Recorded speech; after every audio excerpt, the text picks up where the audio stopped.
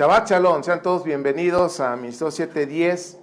Estamos contentos de poder estar juntos y hoy vamos a continuar aprendiendo acerca del libro de Jeremías.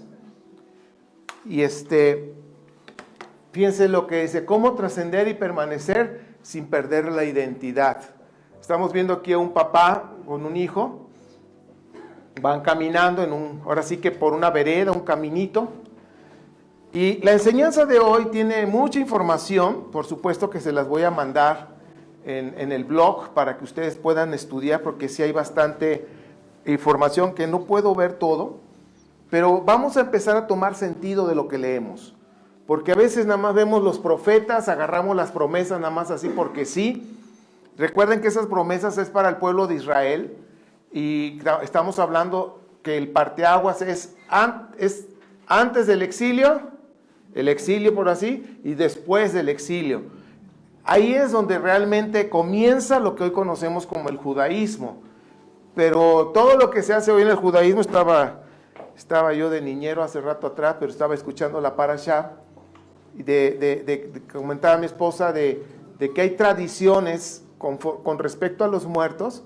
Hay muchas tradiciones, hoy nada más tocó algunas de ellas, pero se manejan muchas tradiciones dentro del judaísmo que al paso de los años se han acentuado. Entonces, pues vamos a conocer todo lo que ha pasado y les ruego al Eterno que nos dé tiempo a aprender todo. Los judaítas, ¿quiénes son los judaítas? ¿Es lo mismo judaítas que judíos? No, no es lo mismo. Los judaítas son los que vivían ¿en dónde? O son los que viven en Judá. Son de la zona de Judá. Los judaítas fueron desterrados y trasladados a Babilonia por 70 años. O sea, eso ya nosotros ya lo sabemos. Pero hubo un falso profeta llamado Hananías que dijo que solo estarían 2 años. Entonces, aquí eso lo puedes tú corroborar en Jeremías 28. Y con esto vamos a ir acentuando cosas que hemos hablado. Falsos profetas. Siempre los falsos profetas han existido. Siempre han existido y debemos tener cuidado. Así como hay falsos profetas, hay falsos maestros, hay falsos pastores, hay falso de todo. Hay hasta billetes falsos. Hay de todo falso. ¿Qué más hay falsos? También hay monedas falsas. Dios mío de mi vida. Esa sí no me la sabía. ¿Cuál? ¿Personas? Las personas. Bueno, pues actas de nacimiento, pasaportes, INE, la identificación. Dios mío de mi vida. ¿Cuántas falsedades hay? Pues bueno, había un profeta falso y pues el Eterno le dice a Jeremías: pues ve y dile que yo no lo mandé. Y que y para probar de que tú sí eres profeta, o sea, lo estoy parafraseando, en 1 año va a morir. Su mecha. Y se murió. Entonces Jeremías ahora sí que venía de parte del Eterno, y yo creo que cuando alguien dice profecías se deben de cumplir. Por eso yo no sé si se los dije, ahorita salen en YouTube, hay canales muy amarillistas, muy alarmistas, y que ahora el Vaticano ya tienen ¿a quién? A Baal, y lo ponen en letras grandes, y hay gente morbosa. Hay que ver, ¿qué está pasando? Y le dan el clic. Y hay gente que no quieren aprender, sino nada más les gusta estar escuchando ese tipo de cosas, y se las creen. En ese canal, que ya seguramente saben, han dicho ya de hace varios años que van a suceder cosas. No han sucedido. Tengamos cuidado, mucho cuidado con lo que ven, mis queridos. No todo lo que brilla es oro. Bien, vamos a hablar. Entonces, ya les dije dónde está Jeremías 28, lo de este profeta. Tengamos cuidado con las falsedades. Y ahora yo quiero que vean ustedes este mapa. Babilonia, a donde se llevaron a los judaítas. ¿Sí? Ahí está el Éufrates, el Tigris, pero aquí hay un lugar que se llama, ¿cómo se llama? Tel Aviv. No es el Tel Aviv que está en la costa de ahí de ahora de Israel, que es bien bonito, que la mayoría son veganos y la mayoría de los restaurantes, no digo que todos, son veganos, pero en el Tel Aviv de Israel, pero este es el Tel Aviv babilonio. ¿Por qué? ¿Por qué menciono esto? Porque ahorita vamos a ver algunas partes donde se menciona Tel Aviv, pero no es el de Israel, donde se menciona el río Quebar, se menciona también, pues, algunos de estos lugares que están acá, ¿sí? Que la Biblia menciona, y si nosotros no ubicamos, es importante la geografía bíblica para poder comprender lo que leemos. Y si estamos ahorita en Jeremías, ahorita vamos a viajar en varios libros, pero Jeremías le tocó prácticamente avisar que venía un destierro. El pueblo no quiso agarrar la onda, como decimos los mexicanos, no se quiso enderezar y lamentablemente pues fueron desterrados y llegaron a esta zona. En esta zona se acomodaron los judaítas que vinieron a Babilonia, en esta zona. Por eso usted sabe el Salmo 137 de tara, tara, tara, la de Babilonia, ¿cómo va? Esa. Aquí, por aquí andaban, ¿sí? Escuchen cómo canta la congre, nada más. Como decimos, dense un quemón, nada más, chéquenle. Bueno, entonces, ya que ubicaron la zona, entramos a la enseñanza. ¿Sí ven ustedes? Sí, claro, ok. Los exiliados en Babilonia, dice, fueron alojados en colonias en tierras reales situadas junto a ríos y canales, como yo les mostré. El Salmo 137, Ezequiel 1:3 y también Ezequiel 3:15. Vamos a ver Ezequiel, ya del Salmo 137 es la canción que ahorita aquí en la casa de aquí de estudio se pusieron a tararear, a cantar. Es una canción que hace muchos años escuchamos y pues ni idea, yo la verdad ni idea, pero me gustaba. Y luego el morenito como que le cantas, le mueves súper bien. Hay ese panadero de veras, esperó a que yo me pusiera a enseñar para empezar a hacer. Dice el 1:3 de Ezequiel, ¿verdad? Dice, le llegó la palabra de Yahvé al sacerdote Ezequiel, hijo de Buzi, en la tierra de los Casditas, junto al río Quebar. Allí vino sobre él la mano de Yahvé. Junto al río Quebar. A ver, junto al río Quebar. O sea, aquí andaba Ezequiel. Ahora, ojo, Ezequiel es un profeta del exilio. Durante el tiempo del exilio le tocó al profeta Ezequiel escribir todo lo que tenemos la fortuna de leer ahora. Él lo escribió en el tiempo del exilio. Entonces, él está hablando cuando estaban aquí. Entonces, nada más, ahora sí que Ezequiel 1:3, 3:15. A ver, pues ya que estamos ahí cerca, vamos a ver rápidamente el 3:15.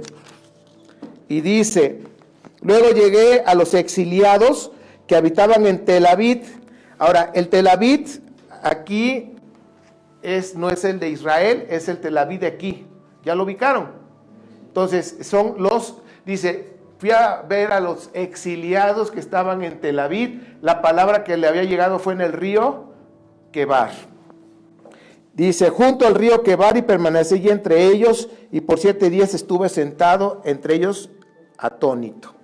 Entonces, dice aquí, seguimos en nuestra pantalla, dice, junto al río y canales, y Salmo 137, Ezequiel 1:3 y Ezequiel 3:15, en zonas desérticas de la región de la Baja Mesopotamia. Ok, estamos viendo aquí la figura.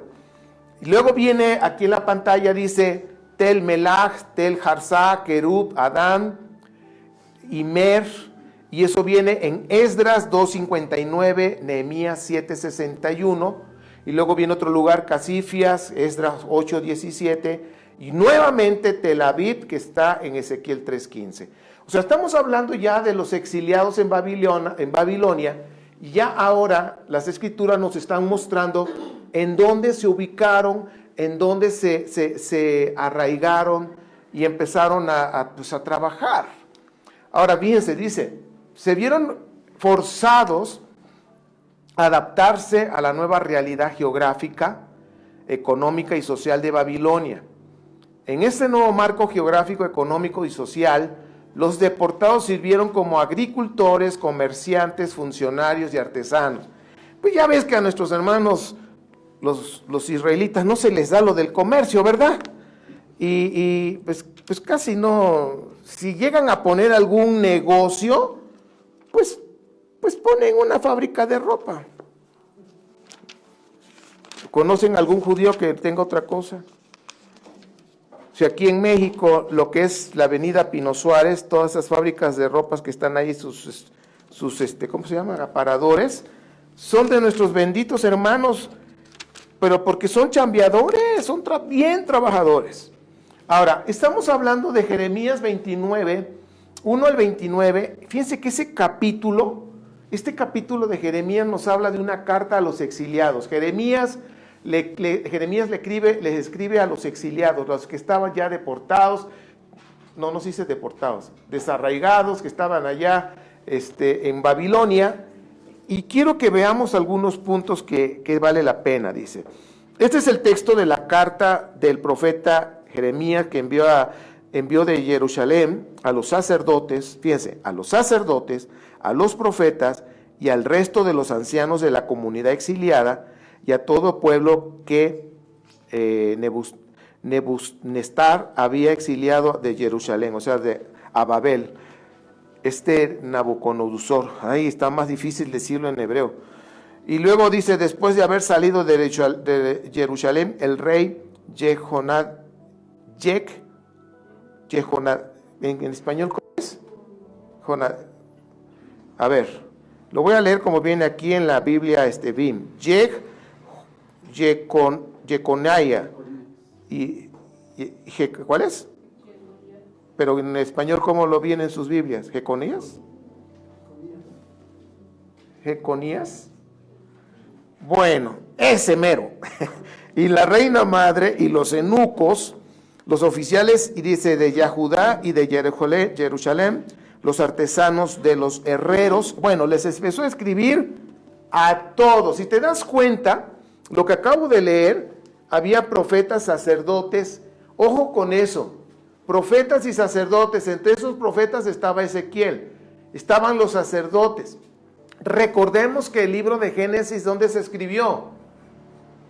En el exilio, ¿sí? Y los primeros dos capítulos, el primer capítulo dicen que fueron los sacerdotes, y el segundo capítulo, cuando hablan de la segunda creación, los yahwistas o los yavistas son los que escribieron esa parte.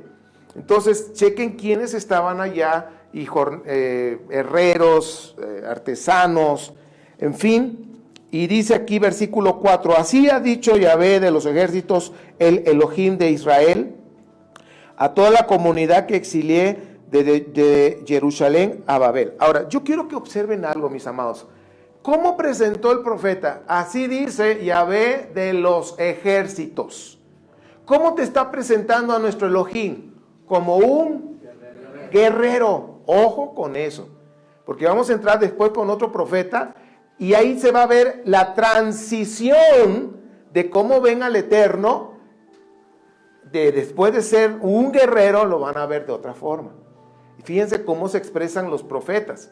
Ahora, tenemos que ver en qué tiempo escribieron. Eso es importante. Estamos ahorita ya en el exilio, está mandando la carta, pero Jeremías sigue en Jerusalén. Y dice el 4, el 5, edifiquen casas y viven en ellas, planten huertos, coman de su fruto, tomen esposas, engendren hijos, hijas, y tomen esposas para sus hijos y denles a sus hijas esposos, para que den a luz hijos y hijos. O sea, multiplíquense allí, no disminuyan. O sea, tenían tarea, échenle ganas, llenen la tierra de Mesopotamia de puros judaítas. Y dijeron, bueno. Versículo 7.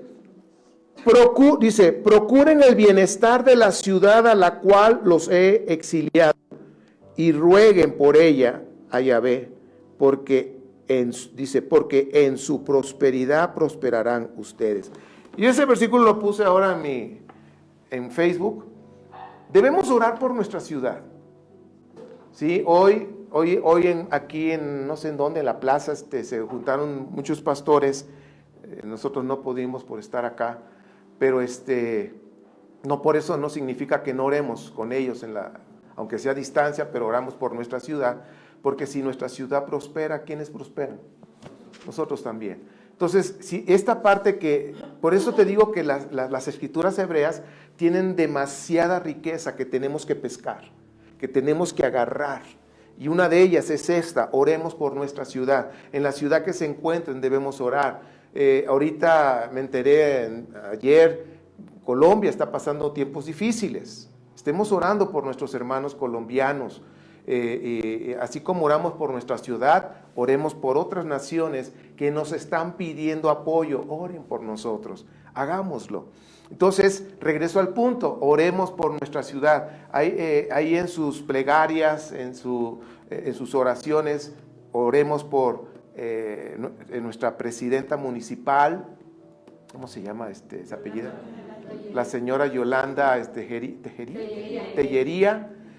Por ella, y también por nuestro señor gobernador, el licenciado Omar Fayad. Orar también por él, por todo el equipo que le rodea. O sea, aquí no estamos hablando de partidos, está claro. O sea, no es partidos, no. Estamos hablando por las personas que están ya en eminencia gobernando. Oremos por nuestra ciudad, oremos por los gobernantes que están ahí, porque sí, ellos necesitan de nuestras oraciones. Oremos por Pachuca, Hidalgo, México, y por toda la nación mexicana. La verdad, estamos pasando aquí en nuestra ciudad situaciones difíciles de que le llaman levantamiento, que se llevan personas, a las damas, feminicidio y jóvenes, y la situación no está fácil en nuestra ciudad. Estemos orando. Ahí los que están fuera también oren por Pachuca, así como nosotros oramos por ustedes. Entonces, este capítulo 29 yo les recomiendo que lo lean con calma, porque yo pienso que es la esencia de esta enseñanza. Viene mucha riqueza, y voy a seguir leyendo. Y dice ahí, no voy a leerlo todo pero hay puntos que sí debemos tomar en cuenta. El 8, porque así ha dicho Yahvé de los ejércitos. Chequen, Yahvé de los ejércitos, Elohim de Israel. ¿Están notando lo que estoy diciendo? Dice de las naciones, nada más es Elohim de ¿dónde?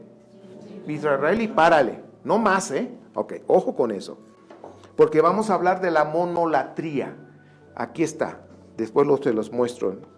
Y dice, que no los engañen los profetas que hay en su medio, ni sus adivinos, ni no hagan caso de los sueños que sueñan, porque ellos les profetizan falsamente en mi nombre, y yo no los envié, declara Yahvé. Porque así ha dicho Yahvé, cuando se cumplan los 70 años para Babel, tomaré nota de ustedes y les cumpliré mi promesa de favorecerlos para hacerlos regresar a este lugar. Está hablando Jeremías desde Jerusalén, no olviden. Porque yo sé, esto me encanta, versículo 11 es la cereza que se doy desde un principio de la enseñanza. Porque yo sé los planes que tengo acerca de ustedes, declara Yahvé, planes para su bienestar y no para desastre, para darles un futuro esperanzador. Cuando ustedes me invoquen y vengan y oren a mí, yo les prestaré atención. Me buscarán y me hallarán, y si me buscan con todo su corazón. Me dejaré hallar por ustedes, declara Yahvé, y les restauraré su suerte. Y les reuniré de todas las naciones y de todos los lugares de donde los he desterrado, declara Yahvé, y los haré volver al lugar donde yo los exilié. Entonces, mis amados, lamentablemente nuestros hermanos judaítas sufrieron un destierro por algo, y es donde el Eterno les está hablando y les está diciendo ahora, yo tengo planes para ustedes. Esta palabra es una palabra de esperanza, aunque no tan fácil decir 70 años, wow, ¿sí? Toda una vida, toda una generación, ahí van a procrear, ahí van a nacer nuevas generaciones, pero los planes del Eterno son planes de bienestar, mis amados. Eso sí lo tengo bien, yo estoy convencido que los planes que tiene para todos ustedes y para mí son planes de bienestar. Y debemos estar convencidos también, si nosotros estamos caminando, obedeciendo sus preceptos que están aquí en la Torá, debemos estar también seguros que cuando clamemos a nuestro Padre y lo busquemos con todo un corazón sincero a Él, Él nos escucha y nos responde. Eso es lo que está diciendo y eso es lo que está poniendo en el corazón de los exiliados, pero también para nosotros hoy en día, ¿sí? Eso es una seguridad. A partir de esta nueva situación histórica, geográfica, social, dice, los deportados desarrollaron una estrategia de integración social, adoptando la lengua, la escritura aramea y la onomástica propia del lugar, hasta el caso incluso de volver en algunos casos a las prácticas idolátricas. Es decir, lamentablemente, estando allá, practicaron cosas equivocadas también. Ezequiel 13:8 y Ezequiel 14 del 1 al 11, les ruego que lo anoten para que ustedes lo vean, pero yo quiero explicarles esto. Ya estando ahí, en el imperio de Babilonia, en Babel, tuvieron que adoptar la lengua. Por eso yo les decía en otras ocasiones, el hebreo que nosotros conocemos hoy, el cuadrado, que las letras, que lale y dale y todo, ¿no? Esas letras, ¿de dónde vienen? Precisamente cuando estuvieron en el exilio, ¿ok? Eso lo tomaron porque antes era el paleohebreo. El paleohebreo tiene 3 etapas diferentes. De ahí cambiaron a lo que conocemos al hebreo de hoy en día.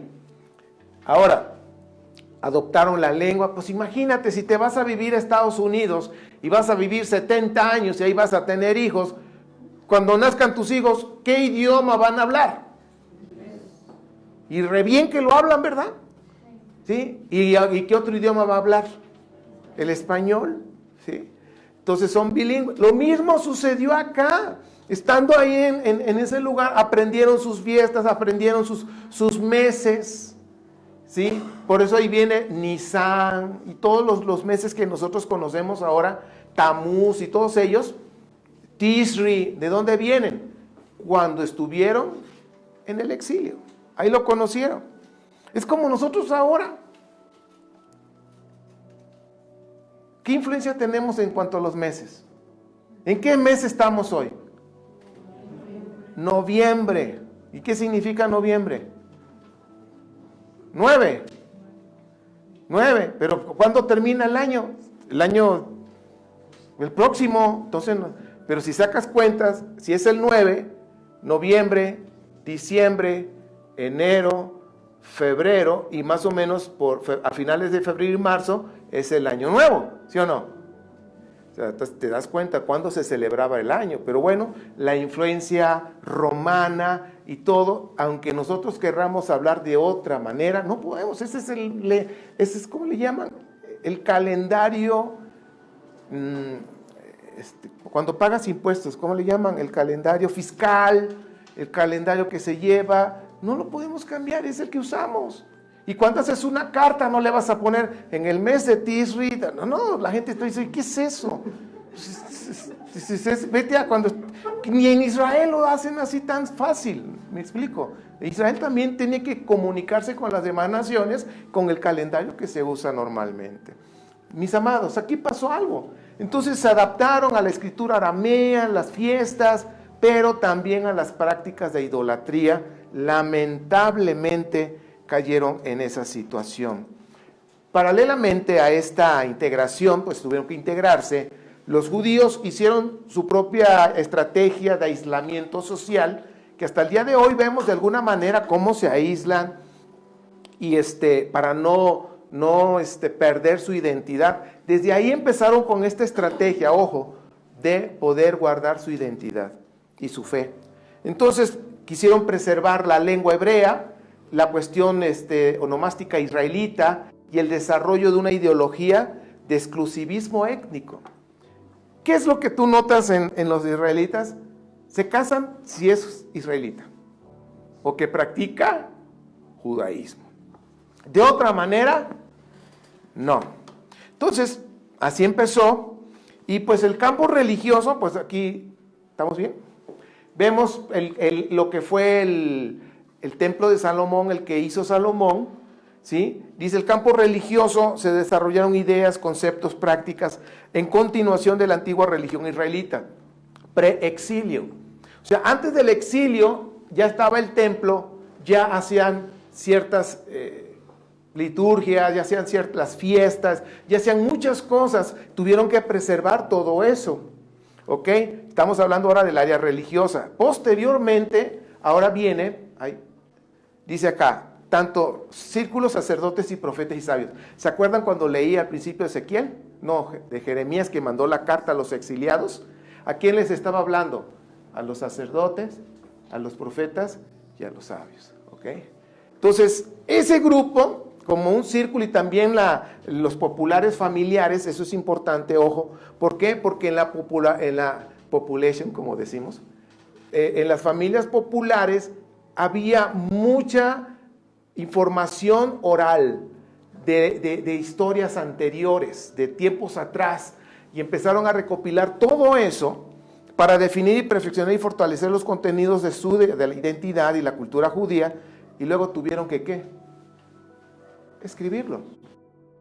Tuvieron que escribirlo, que es lo que ahora nosotros tenemos. La Torah, hay gente que se espanta y dice, entonces no lo escribió Moisés. No. No. Ahora, si quieren que les diga mentiras, sí.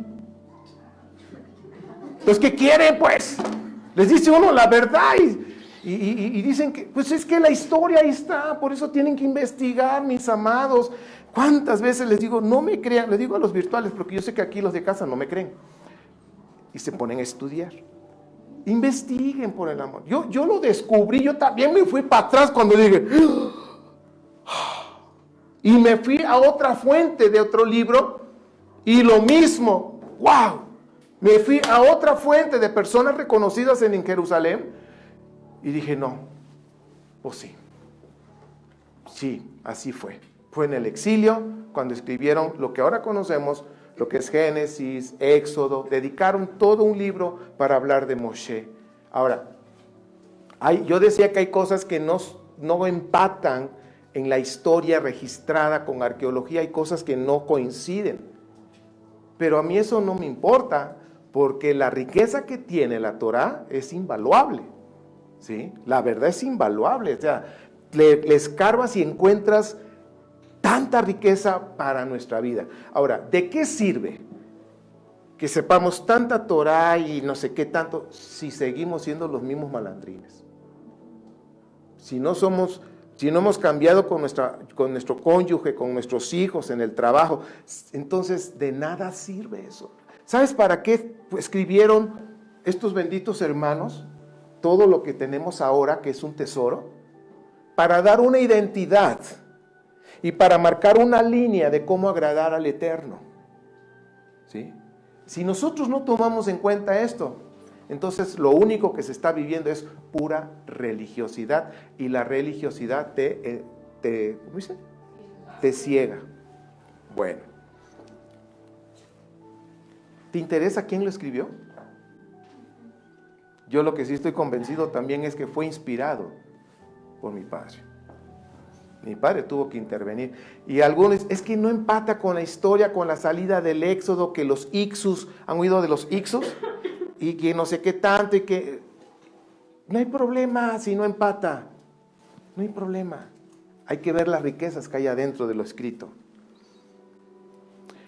Como resultado, dice aquí, de la nueva situación creada, esta nueva identidad pasó a tener carácter de gobierno a nivel nacional, lo que se conoce como israelita, judaíta o judía también, en la época monárquica de hacer a una naturaleza religiosa que conocemos como judaísmo durante el destierro forzado. Significa que el exilio sirvió de algo. La identidad les mostró como nación lo que tenían que guardar, lo que tenía que ser después de cuando viniera ya el regreso a casa, pero ya llevar su identidad y cómo gobernar. Es prácticamente la Torá es la constitución de una nación. A veces no entendemos, pero si tú lees lo que es Génesis, es una epopeya de una nación. Y sobre todo del capítulo 12 en adelante. Primero te muestra a Adán y Eva como la creación, y también lo mencionan los acadios y antes de los acadios. Bueno, toda esta civilización de hace 5000 años te hablan de dos personajes donde empezó la creación. Pues ahora acá en la literatura hebrea te muestra, y también te habla de dos personajes en la creación, pero tienen sus nombres ahora, Adán y Eva, hablando en español. Entonces, estamos hablando de una epopeya que te habla de la identidad de una nación. Y sabes, acá con Adán y Eva te habla de cómo comenzó la humanidad. Pero cuando llegamos con nuestro padre Abraham, empiezan igual con dos personajes. Abraham y ¿quién más? Sara. Tremendos personajes. Pero ahora te habla de ahí del nacimiento de una nación. Y ahí es donde nosotros nos enfocamos. Y es lo que le está dando la identidad a un pueblo. ¿Dónde comenzó la nación? No tanto la creación de Adán y Eva, no. ¿Dónde comenzó lo que es el pueblo de Israel? Y ahí es donde eso lo han pasado de generación en generación, en generación en generación. ¿Cómo comenzó nuestra nación? Y ha permanecido hasta el día de hoy. Por eso les puse al principio un padre y un hijo. Porque dice, transmíteselos a tus hijos y luego a los nietos. ¿Para qué? Para que no olviden dónde comenzamos. ¿En dónde comenzamos? Con Abraham y Sara. Sí. Entonces, si nosotros vemos la Biblia, así es. Así nos los mostraron. Entonces, se enfocaron en la fe, y aquí viene lo bueno. Ya en el exilio, se dieron cuenta de los errores antes del exilio, y ahora se empiezan a enfocar en un solo Dios. ¿Te acuerdas cómo Jeremías decía? Yahvé de los ejércitos, el Elohim de Israel. O sea, era algo nacional, algo nada más territorial. Y ahora se enfocan y pasan de la monolatría. ¿Qué es la monolatría? Se los voy a leer aquí en Éxodo 15:11, y a ver si seguramente lo van a captar, porque ustedes son bien inteligentes, eso me consta. Y dice aquí el 15:11, a ver, ¿qué es la monolatría? La pregunta está en el aire. Dice, ¿quién como tú, Yahvé, entre los Jaelim, entre los dioses? ¿Quién como tú, majestuoso en santidad, tremendo en esplendor, obrador de maravillas? Entonces repito el 11. ¿Quién como tú, Yahvé, entre los dioses? Entonces, ahora estamos pasando ya de la monolatría al monoteísmo. Pero aquí en Éxodo 15:11 nos está hablando todavía de monolatría. ¿Qué es monolatría? Que tú sabes que hay un solo Dios, que hay un Dios, pero que existen otros. Eso es monolatría. Y aquí tú lo lees, lo acabas de leer en Éxodo 15:11, y lo puedes leer también en los salmos. Hay salmos que dice, ¿quién como tú entre los dioses? ¿Ok? ¿Eso qué es? Monolatría. Entonces dice aquí, pasando a la monolatría, Éxodo 15:11, a un incipiente monoteísmo, como dice Deuteronomio 4:35, Isaías 45, 1 al 7. Una liturgia también de lamentación que incluye ayunos, plegarias y elegías, como dice Lamentaciones 4, 11 al 13, Lamentaciones 5, 15 y 16, hablando del retorno a los patriarcas, regresar a los patriarcas de antes, Ezequiel 33, 24, Isaías 41, 8 al 9 y Isaías 51, 1.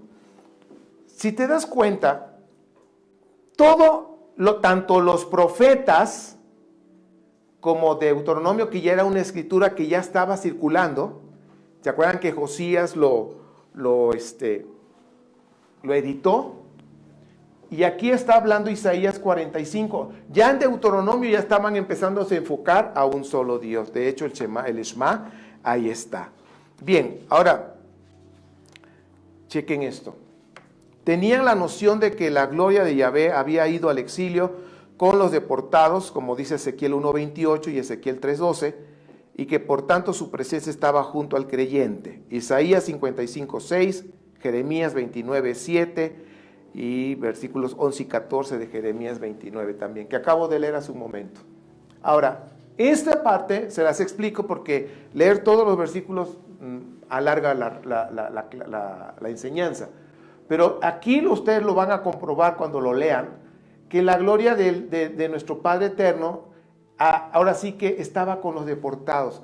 O sea que no se quedó en Jerusalén, sino que también iba con ellos. ¿Se acuerdan que decía Yahvé de los ejércitos, el Elohim de Israel? Pero ahora les está diciendo en estos versículos que la presencia de Yahvé de los ejércitos está con ellos aún fuera de su tierra.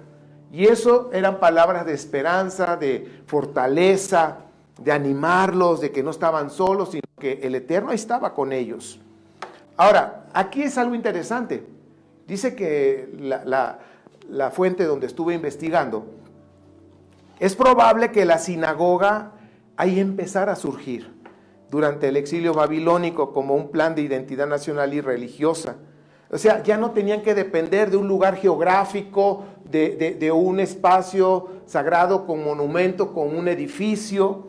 Sí, acuérdense que el templo es un espacio sagrado, sino que ahora el espacio sagrado ya se estaba trasladando a algún lugar, como en esta casa de estudio, es un espacio sagrado, porque estamos estudiando la palabra para honrar al rey. Entonces, a partir de ahí se convirtió en una institución práctica y universal, exportable a cualquier región y situación. Entonces, por eso se dice que es posible que desde ahí se empezó a gestar la idea de las sinagogas, donde pudieran seguir estudiando, seguir pues orando juntos. Ahora, los judíos nunca dejaron de sentir nostalgia por su ciudad llamada Jerusalén. Siempre había un recuerdo en su corazón, ¿sí? Por eso cuando estaban ahí en Mesopotamia, el Salmo 137, ahí expresa su nostalgia por Jerusalén. Y con el pasar del tiempo, la añoranza, el dolor y el desánimo se transformó en esperanza. Algún día regresaremos a nuestra tierra, algún día estaremos ahí. Y de ahí es cuando nosotros tenemos que poner atención de esa esperanza, cómo los profetas empezaron a escribir. Ojo, Isaías, el Isaías que tú y yo conocemos, solamente escribió hasta el capítulo 39.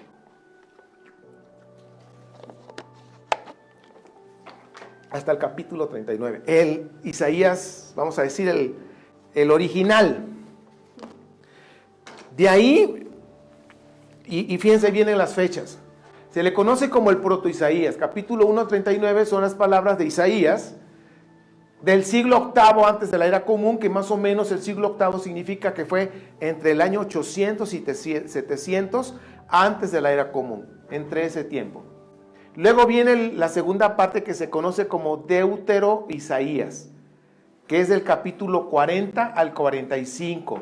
Esto fue escrito en el siglo VI, antes de la era común o antes de la era cristiana, que significa que fue entre el año 600 y el año 510. Antes de esta era común fue escrito esta parte del 40 al 45. Es otro autor, anónimo. Y luego viene el trito Isaías, que es del capítulo 50 al 66, escrita después del año 536 antes de la era común o de la era cristiana, que fue el retorno del exilio. Es decir, la tercera parte de Isaías ya se escribió después del exilio. ¿Ok? Y esta todavía estaban ahí en el exilio y esto fue antes del exilio. ¿Te das cuenta? Antes, en el exilio y después del exilio. Y nosotros debemos ir viendo cómo son sus escrituras, qué están diciendo. Tenemos que ubicarlos en qué fecha. Y recuerden que el libro, el Sefer Isaías, unieron todos estos capítulos, hicieron uno solo. Pero es importante que nosotros sepamos cómo están y en qué tiempo para que entendamos lo que están escribiendo. Ahora, aquí hay una cuestión como en todos lados. También los profetas no se ponen de acuerdo. ¿Están listos?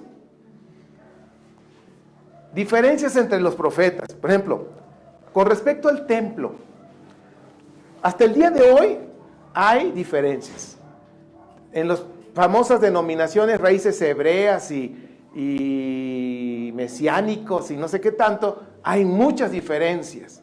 De que unos que sí del templo y otros dicen no el templo. Pero bueno, precisamente Ezequiel 44, que escribió durante el exilio, él dijo que solo podrán entrar al templo los que estén circuncidados.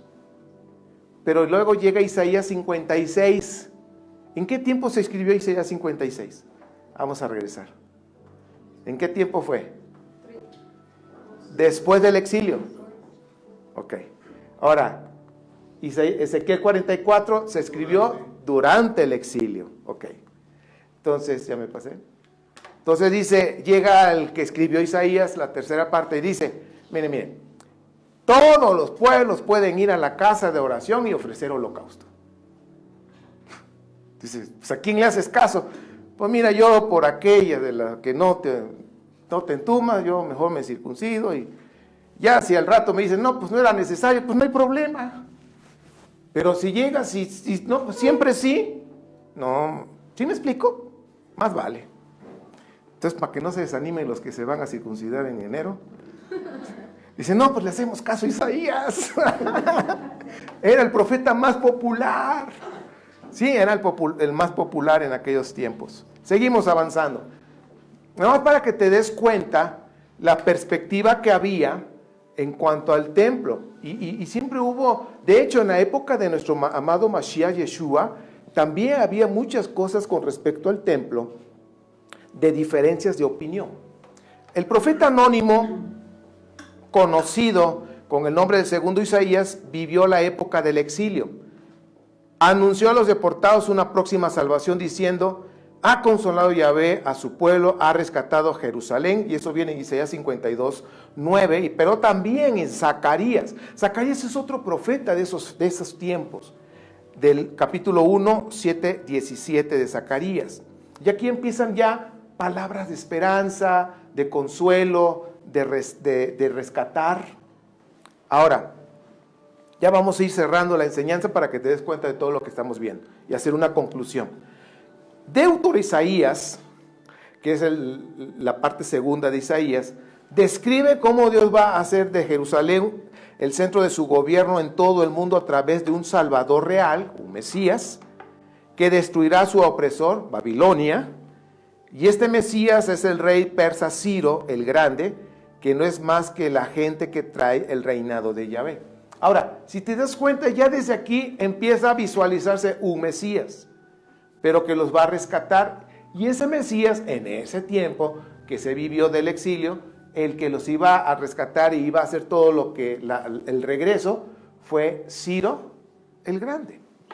Bien, ahora aquí viene algo bien que me encantó, me gustó mucho y lo hemos visto. Isaías 44, 6 contiene la primera declaración del monoteísmo. Ojo, ya no está hablando de otros dioses. Oh, Yahvé de los ejércitos, ¿quién como tú en medio de los dioses? Ya no está hablando de monolatría, ¿eh?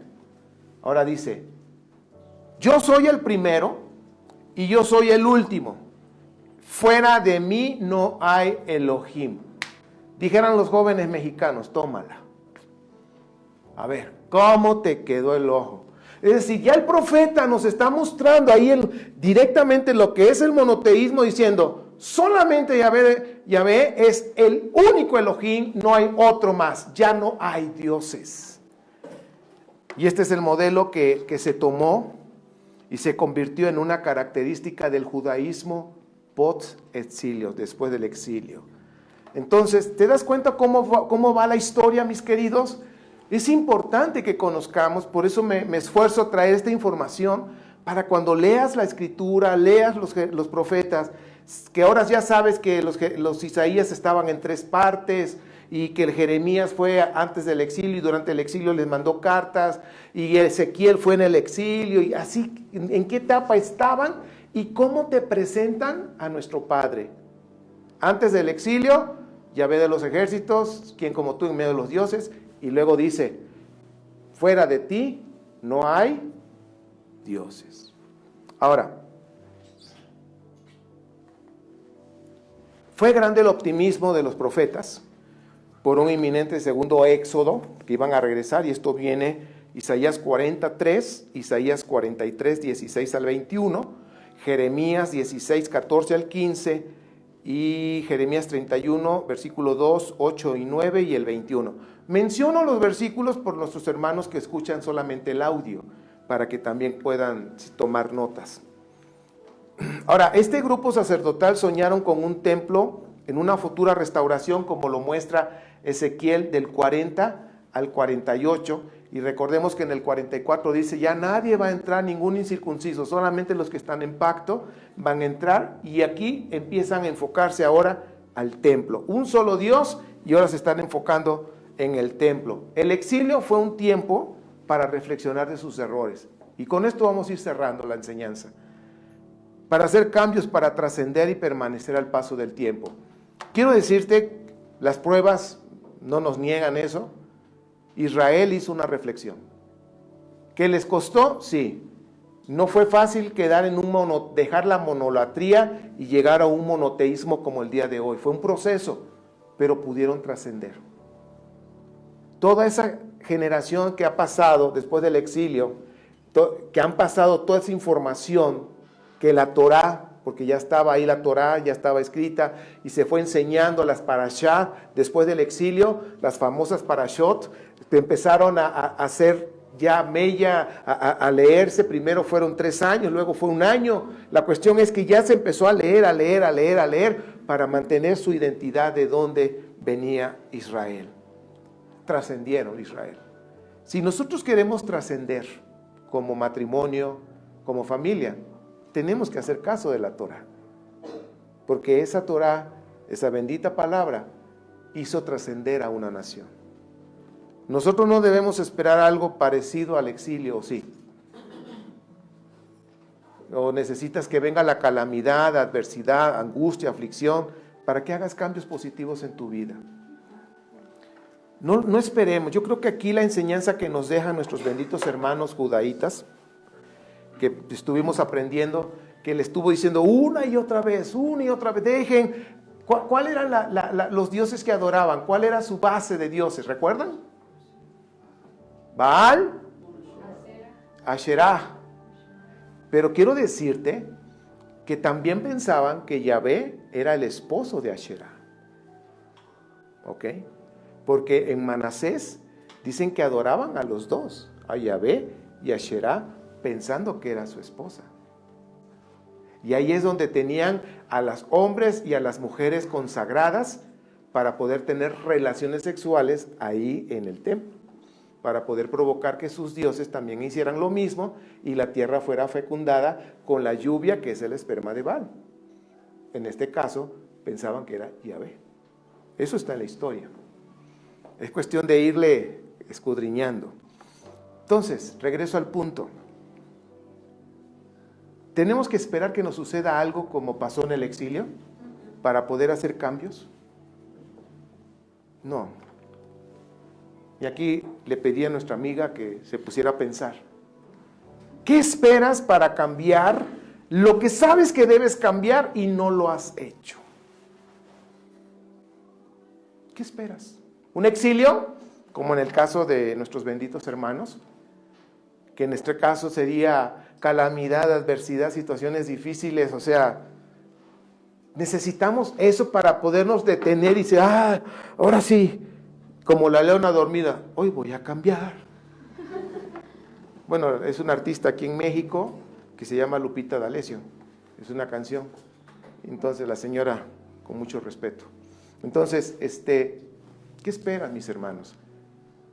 Yo pregunto, y no levantes tu mano, esto es personal. Hay cosas que sabes que debes cambiar y no has cambiado. O dijo el otro, no hemos cambiado. Yo creo que será bueno, mis amados, que esto te lo lleves en tu corazón y tengas un tiempo de reflexión ante el Rey del universo. El único Dios, no hay más dioses, el único. Y reflexionemos. ¿Qué es lo que me ha estado mostrando a través de su palabra que debo cambiar y no lo he hecho por desidia, por no sé, cualquier excusa, pero no lo hemos hecho. Más vale que reflexionemos, pidamos perdón. Termino diciéndote esto. Esta palabra tomémosla con todo nuestro corazón para tu vida. No soy profeta, estoy leyendo lo que dice la Biblia, pero lo que dice Jeremías 29, 11 al 12, pero te lo digo a ti directamente a tu corazón. Porque yo sé los planes, y podría poner el nombre de cada uno antes de empezar a leer. Lorena, mi esposa, Marco, Jorge, Rigo, todos aquí, los que están cada quien su nombre, porque yo sé los planes que tengo acerca de ustedes o de ti, declara Yahvé. Planes de bienestar y no para desastre, para darles un futuro esperanzador. Cuando me invoquen, vengan y oren a mí, yo les prestaré atención. Con esto, ¿qué más quieres? ¿Sí? No esperemos que venga un exilio, mis amados. Hagamos los cambios ya. Y termino diciendo la bibliografía. Del tabernáculo al templo se los recomiendo muchísimo. De Adolfo Reutemann, editorial Verbo Divino, páginas 90 al 96. Está en la biblioteca que les he compartido. Y este también que está tremendísimo, la Biblia desenterrada. Hijo, está tremendo. De Israel Finkelstein y Neil Silverman, editorial Siglo XXI de España, páginas 256 a la 272. Esa es la bibliografía donde estuve estudiando, aparte de la escritura y por supuesto, ¿no? Pero estos son libros recomendables para estudiar. Pues bueno, vamos a orar. Padre, te damos gracias porque siempre vemos tu amor y nos queda muy claro que no hay Elohim fuera de ti. Eres uno y el único.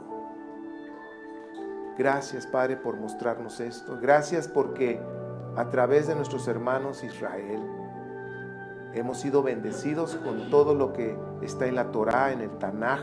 Las escrituras hebreas contiene grandes riquezas que han ayudado a que una nación pueda trascender como ninguna otra.